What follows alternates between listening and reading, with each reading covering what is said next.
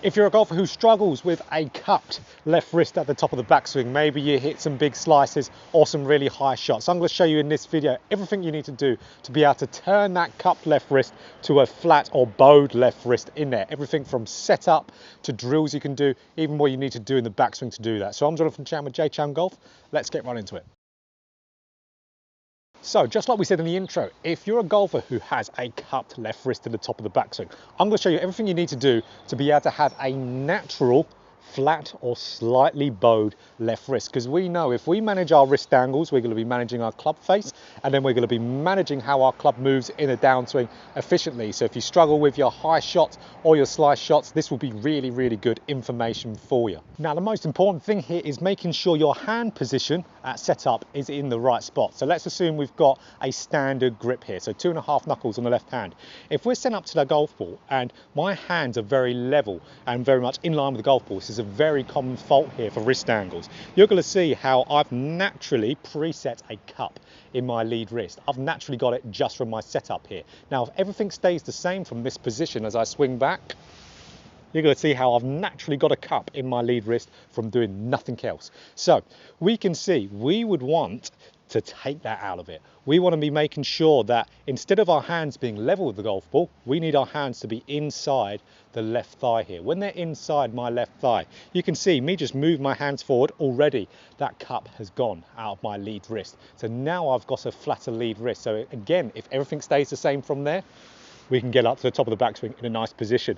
Now we can see with players with a weaker grip, let's say Bryson DeChambeau, for example, with his different setup he has, he presets that bowing in his left wrist. So instead of it just being flat, Bryson will preset the bow. So he's making it so it can happen from setup and then happen naturally. So then he just keeps everything the same, and then he's got that bowed left wrist at the top of the backswing. So make sure setup is on point with your hand position. So now we've got the preset at setup where we've either got that flat or slightly bowed left wrist. We're going to get into the next part, which is a massive hurdle for a lot of golfers, and that is wrist hinge. So when you hinge the wrists in the backswing, what we see a lot of golfers do, they'll vertically hinge the wrists up to where that will just create a massive cup in your left wrist. You could have it flat at setup, you could have it bowed. If you're doing this, it's going to get cupped regardless. So when I do that and I vertically hinge my wrists up, what you're going to see, the butt end of the club's going to be pointing inside the ball line, so vertically down. You're also going to see the logo of my glove here. It's pointing straight away from me. So if I do this here and I hinge those wrists up, but I do it to where my glove logo is pointing slightly up and away and the butt end of the club's pointing a little bit outside the ball line, how you can already see I've got a flatter left wrist here, so much more advantageous. So if I had a slightly bowed, you can see now the glove logo is pointing a little bit more up. So I really want to be making sure that glove logo is pointing up and away, not dead straight in front of me, and I've got the butt end of my club here pointing more outside the ball line. If I'm getting that wrist hinge correct, then I just need to turn up to the top of the backswing and you can see I've got a nice wrist angle. The wrist hinge is so important. If it's not right, it will completely ruin the chance. So if you've got your setup nice and you've got that wrist hinge, I can guarantee from here, when you just turn up with that good angle, it's not going to change from there. It's going to stay. So we've got the setup down, we've got the grip down, and now we've also got the wrist hinge down. So we've ultimately got everything we need to be able to have a natural good wrist angle without really trying that hard to do it.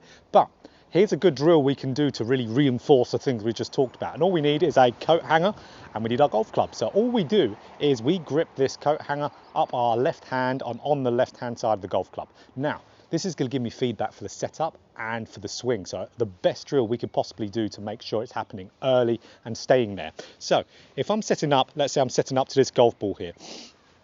And now I'm setting up to that golf ball. Let's say I've got my hands level. So we know that's going to preset a cup. You can see from this coat hanger how it's not attached to my forearm here. It's not attached. So what I want to be able to do, I want to get my hands pushed forward. So you can see now it's immediately attached to my left forearm. So exactly what I want. So when it's too level, it attaches. When it's, in a nice space there for a good preset, it's attached. So I've got that flat left wrist there. Now, as we turn up in the golf swing, we want to be able to keep it in contact with our left forearm as we go up.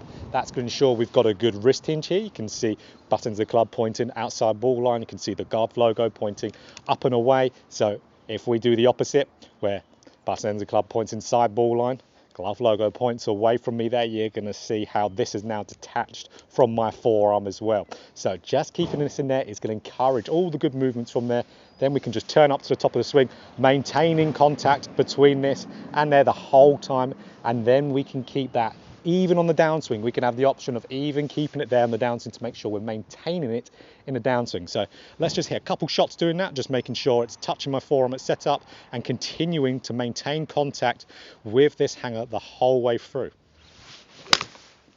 So to summarise what we've really talked about, if we've got a nice setup there, we've got the preset, so we're having that nice flat wrist, and then we are making sure that we're having a good wrist hinge, not a vertical one, then it's going to be way easier for us just to carry it on going for the rest of the swing, and we have the coat hanger drill as feedback for when we're doing these moves and doing them correctly. So if you enjoyed this video, make sure you click that like button. If you want more golf instruction just like this, hit that subscribe button and hit the bell button too to be notified every time I put up a video. So make sure these little key steps are in place and your wrist angles are going to be effortless.